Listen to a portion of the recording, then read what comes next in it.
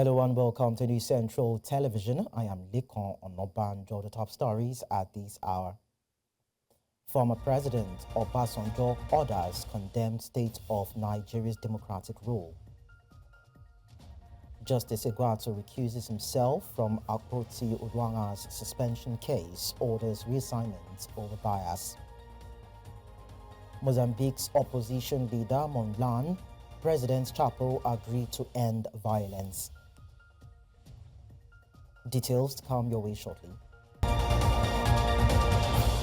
News now begins in Abuja, Nigeria's federal capital territory, where former President Olusegun Obasanjo has lamented what he calls the failing state of democracy in Africa. Speaking at the 60th birthday celebration of former Imo State Governor Emeka Ihedioha, Obasanjo noted that democracy has been redefined on the continent, and that which was once a system of government for the people and by the people has devolved into a system that serves only a privileged few. Obasanjo added that African leaders have abandoned their responsibility to serve the people and have instead embraced a form of representative democracy that prioritizes personal gain over public service. The former president added, and I quote, "Today we have democracy which is government of a small number of people by a small number of people over a large number of people who are deprived of what they need to have in life." End of quote. Let's now tell you that negotiations for a new political coalition aimed at challenging the ruling All Progressives Congress, APC, in the 2027 elections are nearing completion. This was confirmed by Salihu Lukman, a former APC vice chairman in the Northwest, who revealed in a statement on Monday that consultations are in an advanced stage, but no final decisions have been made. Lukman's comments follow last week's remarks by former Vice President Atiku Abubakar, who, during a press conference on the state of emergency in Rivers State, announced plans to form a coalition of opposition parties to unseat the APC in the next election. Lukman assured that once the discussions are concluded, a formal announcement will be made outlining membership composition, program of action, and the framework for contesting the 2027 elections.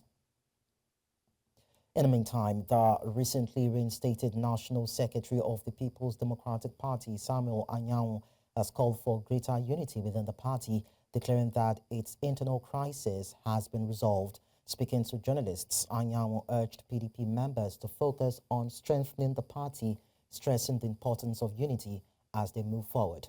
He also advised that party members involved in coalition talks ahead of the 2027 elections to reconsider their actions and instead prioritize rebuilding and fortifying the PDP. Anyawu's comments follow last week's coalition announcement by 2023 presidential candidates, including PDP's Atiku Abubakar, Labour Party's Peter Obi, and former governor of Kaduna State, Nasir El-Rufai, a political alliance aimed at challenging President Bola Tinubu in 2027.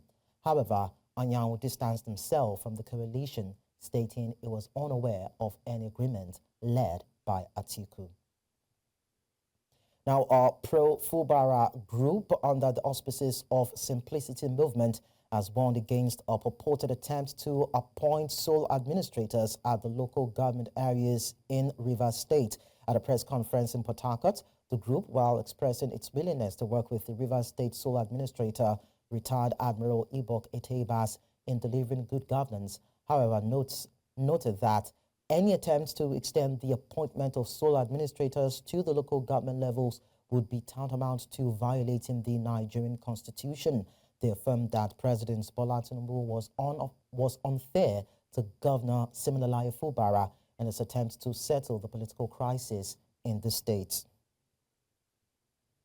Recognizing that governance is a continuum, we strongly advocate for the continuation of ongoing projects across the state, which we are thoughtfully initiated by the suspended administration of Governor Siminalayi Fubara. We have received credible reports of ongoing plans to appoint sole administrators in the local government areas of Rivers State. We strongly condemn this unconstitutional move as it directly negates the provisions of the Nigerian Constitution. We have noticed a worrisome trend on various media outlets and social media platforms where certain bloggers notorious for blackmailing people to gain social media followers have been paid to carry out a viral smear campaign against Rivers State, falsely insinuating that there is bloodshed and killings in the state.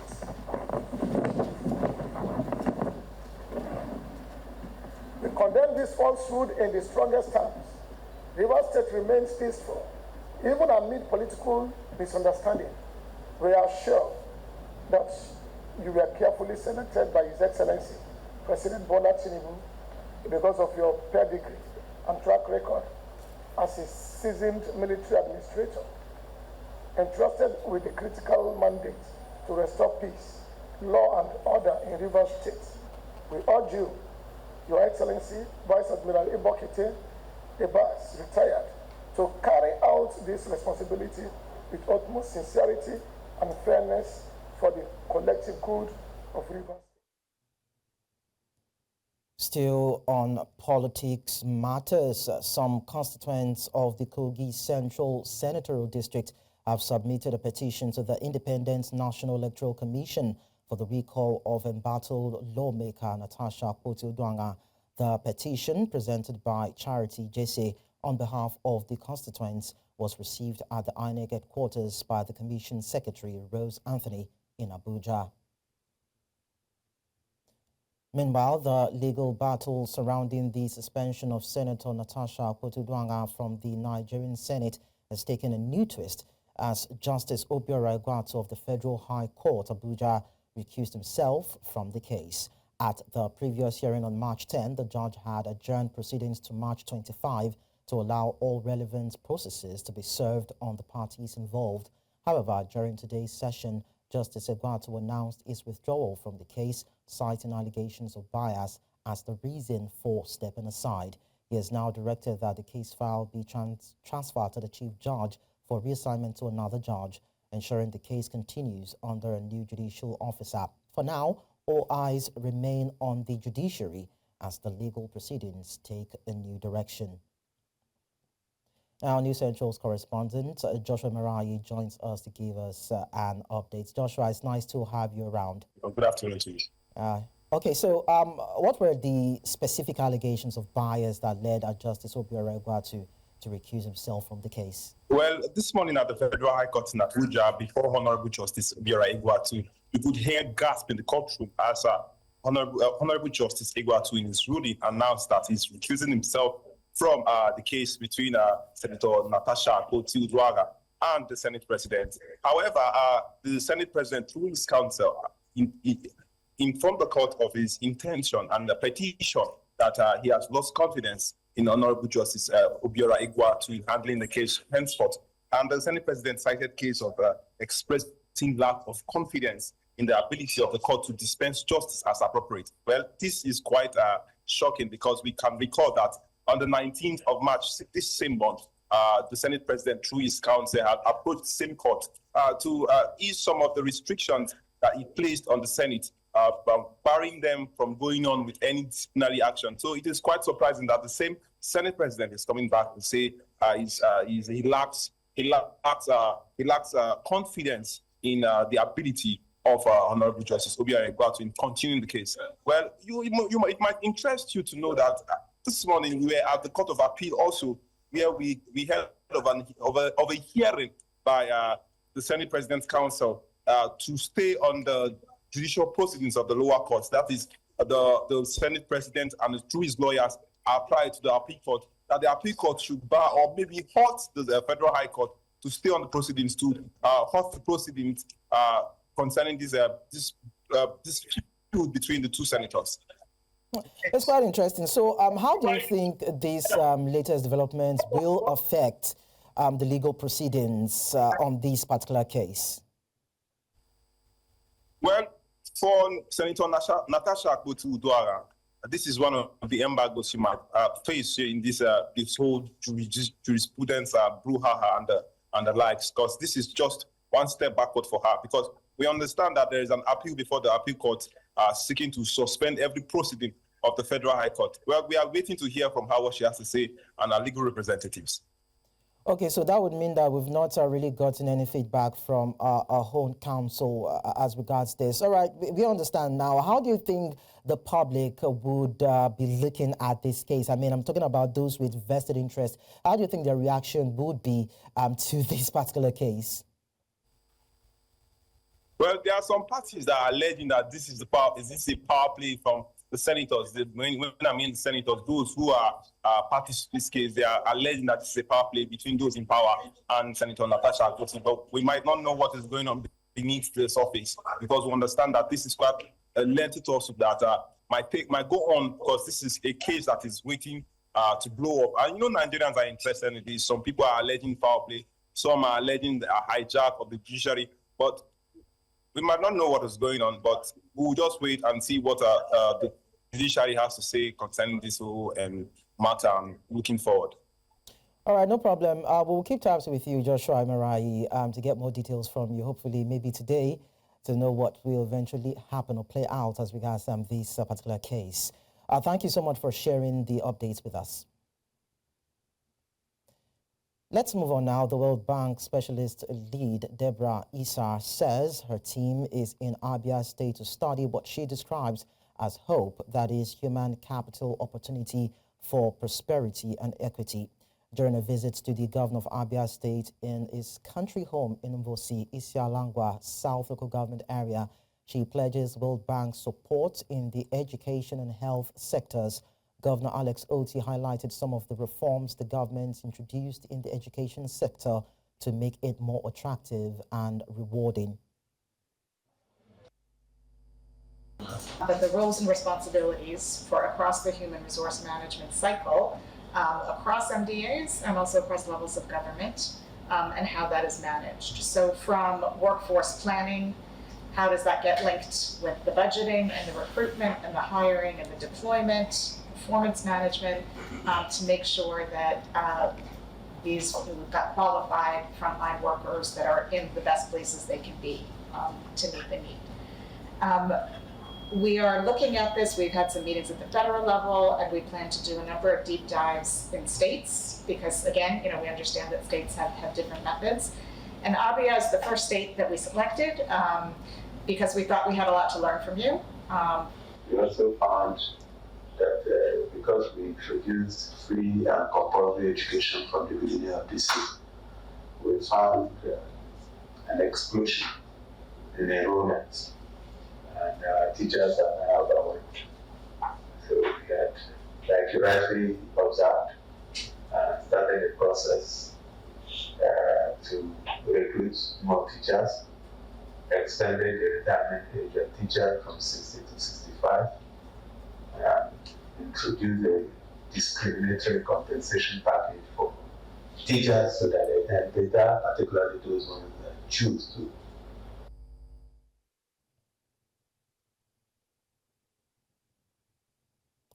From the north, we take you to the north, rather, from the east, and tell you that there is a palpable tension in Kano State following a parallel Durbar festival scheduled to hold by contending emirs Aminu Ado Bayero and Muhammadu Sanusi II for the upcoming Salah celebration. This follows a prolonged emirate tussle in the Asian city, which is currently before the courts, but has not stopped both contenders, though supported separately by the federal and state governments, from mapping out their plans. The Central's Emmanuel Bagudu files in this report. The post-emir Aminu Ado Bayero arrives his Gidan Nasarawa Palace after attending the convocation of the University of Calabar, where he is the chancellor. While Bayero returns to prepare for his iconic Hawan Salah, Hawan Daushi and Hawan Nasarawa processions built for the first, second and third days of Shawwal 1445 AH, his rival and reinstated emir, Muhammad Sanusi II, is already reaching out to all the state traditional rulers for the prestigious Hawan Durbar on Salah Day.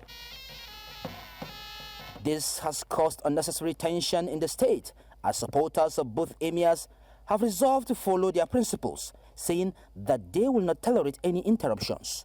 a situation that will need to be handled with caution. Kada ka ce zaka zake ka tafi inda baka ra'ayinsa, zaka nemi wuri ka nemi rigima, in kai haka ka nemi tashi hankali. Shi ma wanda yake san masoyinsa ya tsaya a gurin masoyinsa, yayi abin da yake so, ya faranta masa, ya masa addu'a, Allah saki shi lafiya. Duk wanda Allah bai shari'a ya samu goyon ba shari'a, za mu bayan sa. Mu Kano mahaifin mu ce ana kaife mu. Kowa zai nasa, mu mun fi son kowa a bashi ya nasa. Abu Sunusi ya nasa, amma Abu Aminu ya nasa, amma kowa ya raba hanya, kan wani ya biyo hanyar wani. You that are supporting Ado Bayero, you should support Ado Bayero, and for you that are supporting the other person, you support the other person. You should not include anything that has to do with violence, because at the end of the day, if you include violence inside, it will result to nothing but lose. We only lose.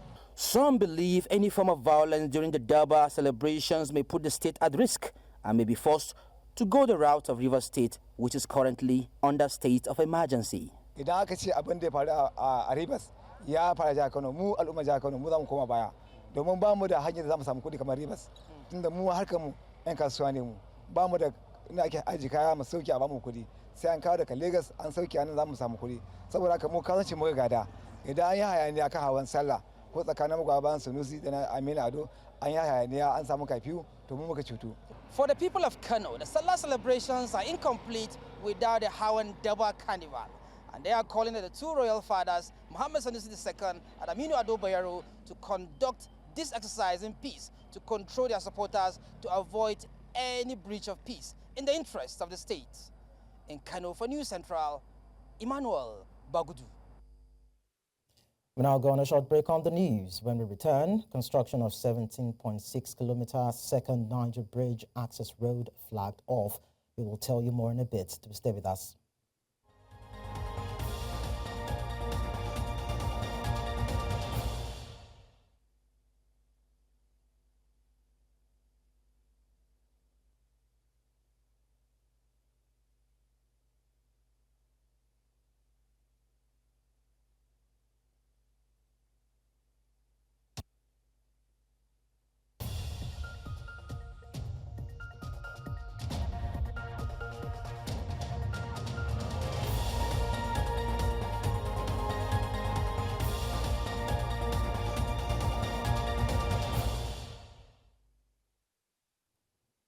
Many thanks for staying with us. Now, Global Media Entertainment, a non-governmental organization dedicated to promoting inclusivity, recently paid a visit to the Paseli School for the Blind in Lagos. The visit, which was aimed at supporting the school and raising awareness about the challenges faced by visually impaired students, was marked by the presentation of essential gift items to the school. News Central's correspondent Bettina really has the full details. The visit by Global Media Entertainment to Pacheli School for the Blind is a heartwarming gesture of support to a community that faces numerous challenges. Pacheli School, one of the foremost institutions for visually impaired children in Nigeria, provides education to hundreds of students, yet it is not without its struggles. I'm also super excited and happy, and also the children, you can also see it from the children too, that they are very happy and excited and grateful. Since the place has been in existence over the years, the buildings are old, they keep breaking down from time to time. So we really need money to take care of the children and also to maintain the building. During the visit, Global Media Entertainment presented an array of essential items that will contribute to a better living for the kids. The company is so, magnanimous in everything that they do, that they want to be a part of people's life. They want to promote life. And so we looked at where we can go to make sure we're able to do, something positive. And we looked at the School of the Blind and said, let us come here and be in the shoes of these children that cannot even see.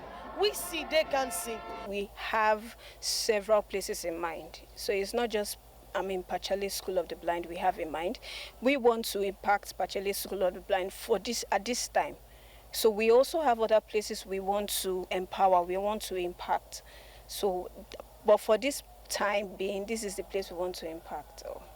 Global Media Entertainment's visit to Pacelli School for the Blind underscores the importance of partnerships between the public, private, and non-profit sectors in the process of bridging the gap for persons with disabilities. On behalf of the school management, staff and pupils of Pacelli School for the Blind, we express our gratitude for you coming here to visit us today, for you showing generosity to us, for you putting smiles on our faces today. We pray that as you go back to your destination, may the Lord guide you, protect you, and promote you in your workplaces. Thank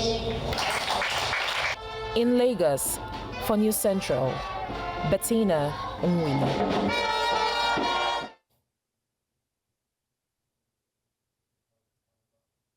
Away from that, President Bola Tinubu has performed the groundbreaking ceremony for the construction of an access road to the second Niger Bridge, Phase 2A, linking Delta and Anambra states in Okamakun near Asaba, the Delta state capital. President Tinubu stated that the 17.6-kilometer strategic roadway, which spans multiple communities in Delta states, will function as a vital transportation corridor connecting the South-South and Southeastern regions of Nigeria.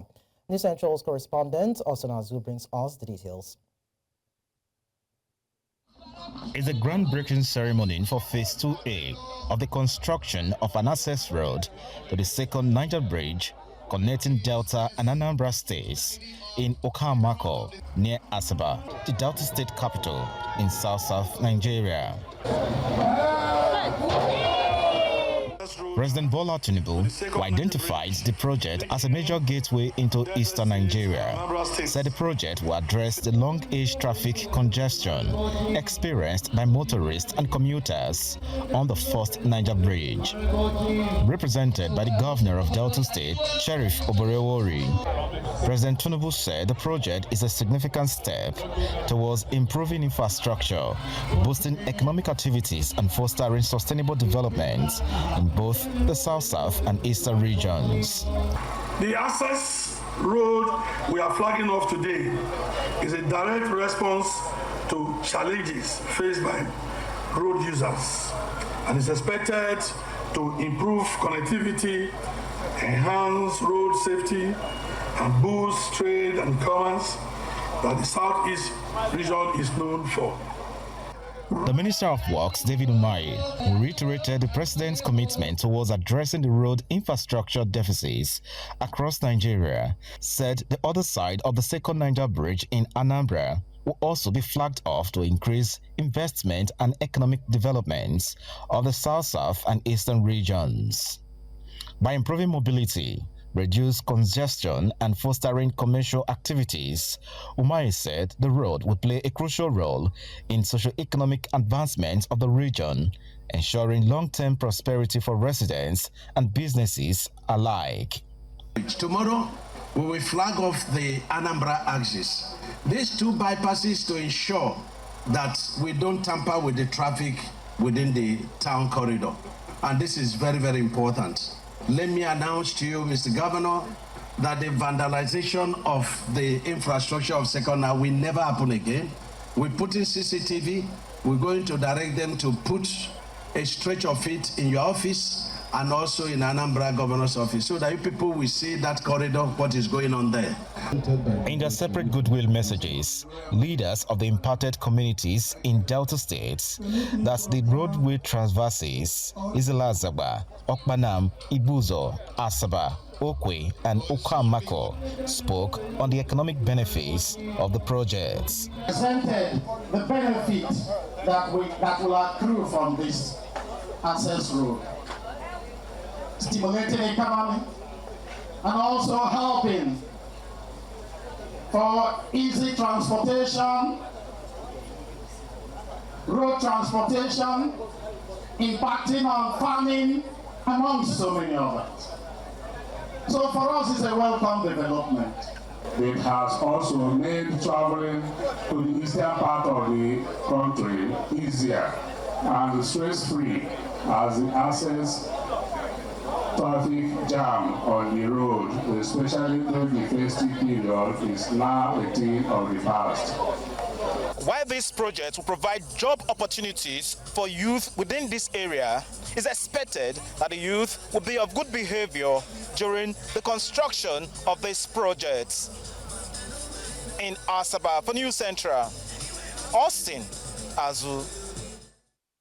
Now, Nigeria has recorded the world's largest decline in cash usage over the past decade as digital payments continue to surge. While this shift has made transactions easier for many countries across the country, many states across the country, actually, it has also left some struggling to adapt. Now, our correspondent, Joshua Mirai, was on the streets of Abuja and gives us more details in this report. According to a new report by global financial institution WorldPay, cash transactions in Nigeria are falling by 59% in the last decade, more than any other major economy. This decline has affected people like Amaka Uchendu, a food vendor in Nigeria's capital, Abuja. With fewer people carrying cash, she has had to migrate to digital payments. I prefer cash. Why you prefer cash? Because when you go market, you buy what you want. If you do transfer, they go hide the price. But then with cash, they will sell normal price for you. Okay, but people don't pay you through transfer before.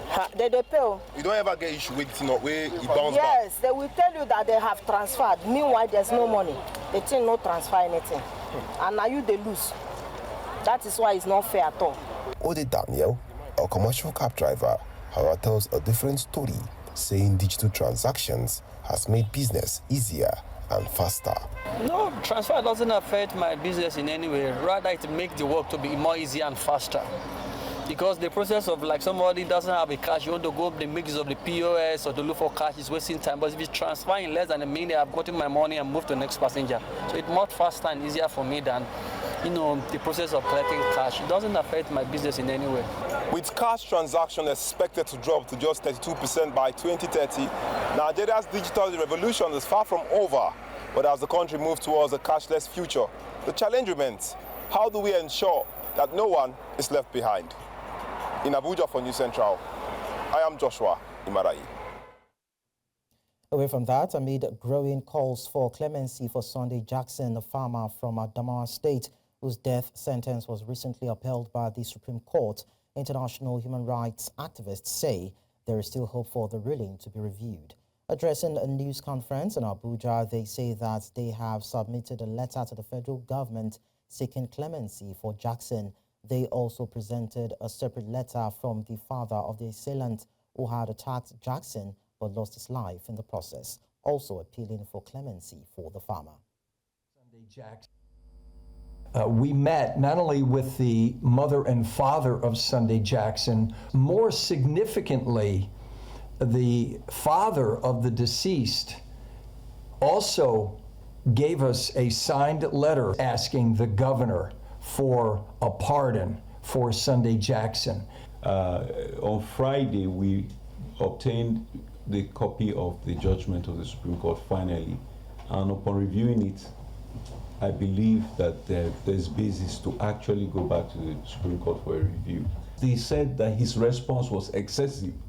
It is on record that Sunday Jackson was stabbed twice, and if he stabbed the other man 3 times, there's no way that that is excessive, because they were in mortal combat. If we are to accept this Supreme Court as a precedent for self-defense in Nigeria, it means that if your enemy slaps you twice, you can only slap him back twice.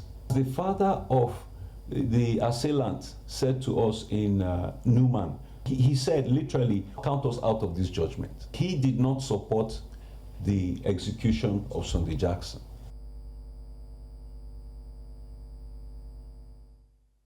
Public safety across Nigeria. The reliance on private security firms by citizens to ensure adequate security around homes and business locations has surged. This has prompted security experts and stakeholders to call for proper legislation to strengthen their capacity and oversight in their duties. Our correspondent, Eden Joseph, has more in this package. I will tell the commander to allow you have. With public security stretched thin, more Nigerians are turning to private security firms for protection. Yet, the rapid growth of private security sector has exposed critical gaps in regulation and oversight, raising concerns about professionalism, accountability, and the need to strengthen their capacity to meet global standards. Private security industry in Nigeria has witnessed exponential growth in recent years, with well over 1,500 registered companies providing security services. Many of these services now go beyond the traditional guiding to include more technical services like private surveillance and investigative services. One major concern is the lack of clear guidelines that define the roles and responsibilities of private security operatives. Experts believe that building parliamentary capacity to draft and enforce effective legislation is vital to closing these gaps. The Private Guard Companies Act number 23 of 1986 regulates the private security industry, which NSCDC supervises. However, this legislation has been criticized for being outdated and inadequate in addressing emerging security issues. The NSCDC, therefore, is committed to supporting the National Assembly in its legislative endeavors, particularly in areas of private security governance and reforms. Recognizing the need for a comprehensive review of existing legislation to align them with modern realities, heads of security committees of the House of Representatives assured stakeholders of parliamentary support to review relevant laws. Everyone is important when it comes to security of our dear nation, and we have all areas to contribute. As for legislature, we have been going on oversight, especially in the army. We saw a lot of things, and I can assure you that have enhanced us to be able to make adequate appropriation for them to be able to carry out their function. As insecurity continues to evolve, stakeholders are calling for a holistic approach to private security governance and emphasize that sustainable reforms are necessary to enhance the sector's effectiveness. In Abuja for News Central, Idong Joseph. Coming up on the news, Mozambique opposition government agreed to end violence. We'll tell you more when we return. Do join us again.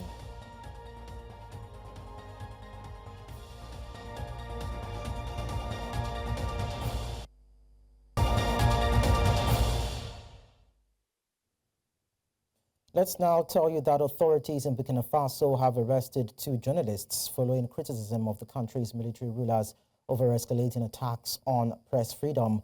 The Burkina Faso Journalists Association made this known on Monday. The association confirmed on Facebook that its president, Gwezuma Sanogo, and Deputy President Bukari Owoba were arrested at a national press center in Ouagadougou and taken to an undisclosed location. Under military leader Ibrahim Traoré, who seized power in a 2022 coup, several critics of the junta have been abducted. Speaking at a press conference on Friday, Sanogo condemned unprecedented restrictions on freedom of expression and the press. Other journalists also voiced concerns over the disappearance of 7 colleagues last year, some of whom remain missing. In Central Africa, tensions between Chad and Sudan have escalated after a senior Sudanese military official threatened the Chadian airports, prompting Chad to declare that it reserves the right to respond if attacked. In a video broadcast on Al Jazeera, Sudanese Deputy Commander Yasser al-Alatar claimed that airports in N'Djamena and Amjaras were legitimate targets for Sudan's armed forces. Chadian Foreign Ministry spokesman Ibrahim Adam Mahamat condemned the statement, warning that it could be interpreted as a declaration of war if acted upon. He cautioned that such rhetoric could ignite a regional crisis, stressing that Chad would respond decisively to any act of aggression. For over 6 decades, Chad has accused Sudan of attempting to destabilize its government, alleging that Khartoum has supported rebellions and militant groups, including Boko Haram. Now, the United Nations has warned that South Sudan is battling its worst cholera outbreak since gaining independence in 2011, with nearly 700 deaths recorded in the past 6 months. According to UNICEF, over 40,000 cases have been reported between September and March 18, marking the country's worst outbreak in 2 decades. The agency revealed that half of the cases involve children under age 15, while 1/3 of the fatalities are children under age 14. Despite its vast oil reserves, South Sudan remains unstable, plagued by persistent insecurity and fresh waves of violence between forces loyal to President Salva Kiir and First Vice President Riek Machar. Doctors Without Borders has also raised alarm, warning that the outbreak is spreading rapidly as thousands flee ongoing clashes. In southern Africa, Mozambique's opposition leader, Venâncio Mondlane, says he and President Daniel Chapo have agreed to end all violence after months of deadly clashes between protesters and security forces. Mondlane met with Chapo in Maputo, which has been gripped by political turmoil since the disputed general election in October. The unrest has involved police violence, attacks on security forces, and clashes between opposition supporters and members of the ruling party. Mondlane also said the president had agreed on the need to provide social and psychological assistance to the families of victims and to establish legal frameworks for the release of detained protesters. Imediatamente chegamos ao consenso que é urgentíssimo acabar com todo tipo de violência. Tanto a violência que estão a sofrer estes jovens, que se dizem seguidores de Venâncio, ou o povo, mas também, diga-se a verdade, aqui é que está o valor do diálogo, tem que acabar todo tipo de violência infligida aos polícias, aos membros do Partido Frelimo ou a todos os outros que também não estiverem de acordo conosco. Deve acabar a violência, os sequestros, assassinatos contra os seguidores de Venâncio, contra o povo, contra os manifestantes, mas também deve acabar todo tipo de violência contra aqueles que não estiverem de acordo conosco. Isto é o ponto principal do consenso. Houve consenso. Nós concordamos. The World Food Programme has made an urgent appeal for $19.8 million to provide food aid for 120,000 refugees who have fled conflict in the Democratic Republic of Congo to neighboring Burundi. According to the UN agency, 70,000 people have arrived in Burundi since January, escaping violence in eastern DR Congo, where the Rwanda-backed M23 rebel group has seized vast territories. The WFP says it is seeking additional funding not only for newly displaced refugees, but also for those already living in Burundi. The influx has increased the total number of people in need of food aid in Burundi to 120,000. Ya mingi sana ya mingi. Njo tukaanza kimbia, bamwa bakapanda milima, bengine bakavuka mai. Batoto kumigongo, bengine kushingo, na sakoshi kumkono. What we are seeing now in the stadium is basically the people who are fleeing the crisis in this Eastern Democratic Republic, arriving in Burundi and doubling the number of refugees in country. We have been able to provide these refugees in this camp with the hot meals as soon as they arrived here, and we are able to provide this basically because we had to reduce the assistance to the old refugee caseload and provide them with something we had in hand. This crisis had put an immense pressure on WFP's food pipeline, which we are stretched. We are appealing to donor communities to come forward and provide funds so WFP can assure the emergency food assistance to this new caseload as well as the previous refugees which are in the country, which has been here for more than decades.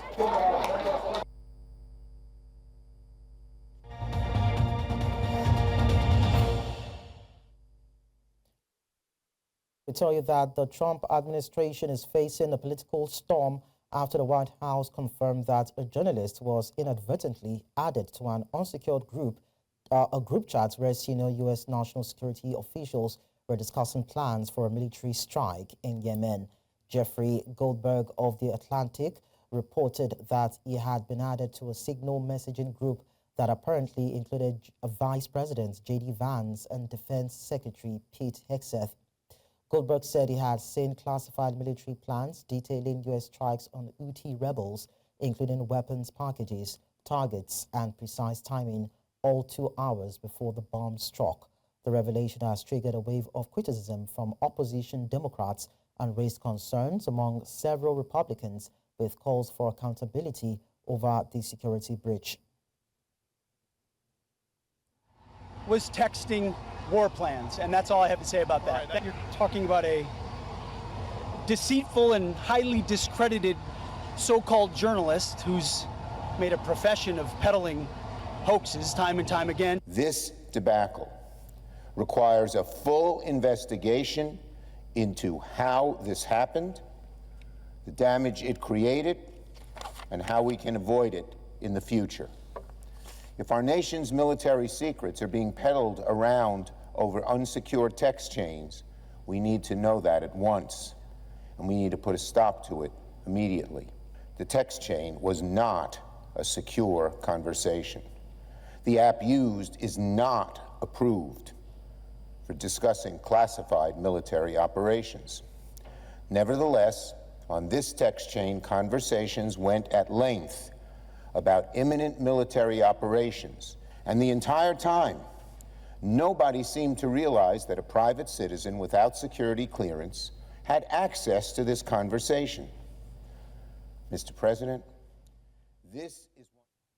And now talking about Istanbul unrest, Turkish people have deployed pepper spray, tear gas and plastic bullets to disperse demonstrators who have gathered outside Istanbul City Hall for the 6th consecutive day. The protests followed the arrest and imprisonment of Istanbul's opposition mayor, sparking Turkey's worst unrest in years. The demonstrations erupted after Ekrem İmamoğlu's arrest on March 19 and have since spread to 55 of Turkey's 81 provinces, leading to violent clashes with riot police and drawing international condemnation. Authorities have arrested more than 1,130 people over the past 6 days, including 43 protesters on Monday night.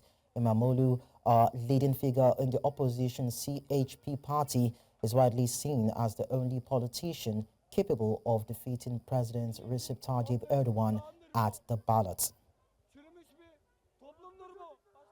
Now to Israel crisis. Protesters have erupted in a protest across Israel after the Supreme Court blocked Prime Minister Benjamin Netanyahu's attempt to dismiss the internal security chief Ronen Bar. Netanyahu had sought to remove Bar, accusing him of trying to undermine his government.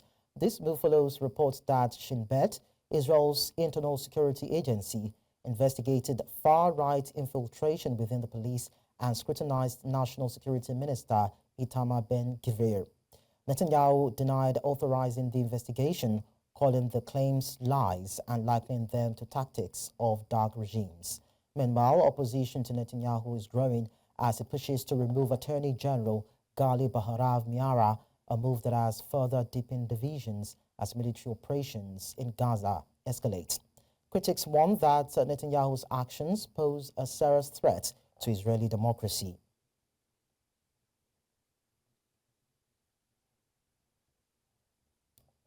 Away from that, a violent clash erupted in Surabaya, Indonesia on Monday as police confronted demonstrators protesting against the country's newly amended military law. Around 1,000 students and activists gathered outside an East Java government building. Tensions escalated as protesters hurled rocks, sticks, and Molotov cocktails at police, who responded with water cannons to disperse the crowd. Human rights groups report that at least 25 people were detained, with some showing signs of physical abuse. The controversial law passed last week expands the military's role in civilian affairs, allowing active military officers to hold positions in more government institutions. Critics fear it could mark a return to authoritarian rule reminiscent of former dictator Suharto's era.